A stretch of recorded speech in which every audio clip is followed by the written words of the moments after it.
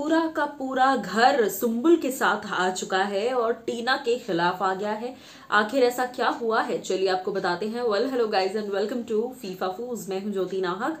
जैसा मैंने कहा कि अब ये सुंबुल के पापा का कमाल है या किस चीज का कमाल है ये तो नहीं पता।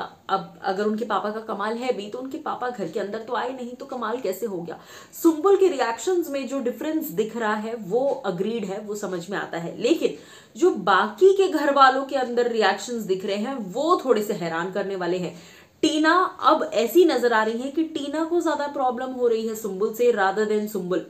वीकेंड के एपिसोड के बाद से सुंबुल अपना अलग अलग है, कटी कटी सी हैं, वो ज्यादा शालीन टीना में नहीं बैठ रही, ना उनसे बात कर रही है। लेकिन टीना के बारे में बातें पूरे घर में शुरू हो गई हैं। पूरा घर टीना शालीन पर सवाल उठा रहा है कि इनका वीकेंड तक अलग रहता है, फिर उसके बाद अलग हो जाता है, फिर जब वीकेंड नजदीक आता है फिर इनका कुछ अलग हो जाता है। कुछ समझ नहीं आ रहा कि इनका चल क्या रहा है।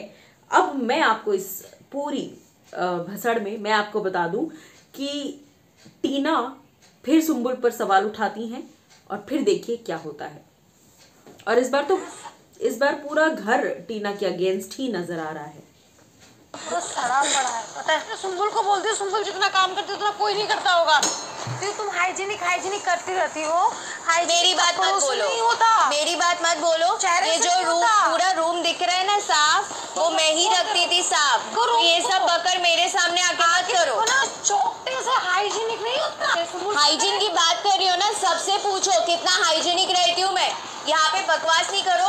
मैं फेस की नहीं है, फेस की नहीं है, फेस की नहीं है, ठीक है। पूरा का पूरा रूम मैंने साफ किया है।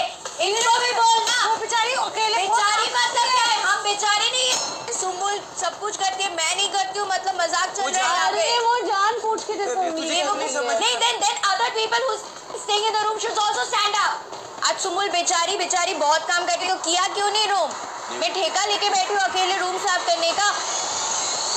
अगर वही टॉपिक है ना तो सामने वाला इंसान भी उठ के सपोर्ट करते हैं, चुप के मजे नहीं लेते हैं बेड पे लेटे।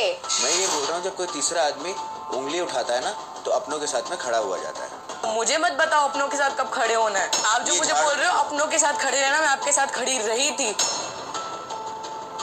उसने तो जो मेरे ऊपर इल्जाम लगाए हैं एक के बाद एक, उसके बाद मैं खड़ी रहूंगी? नो।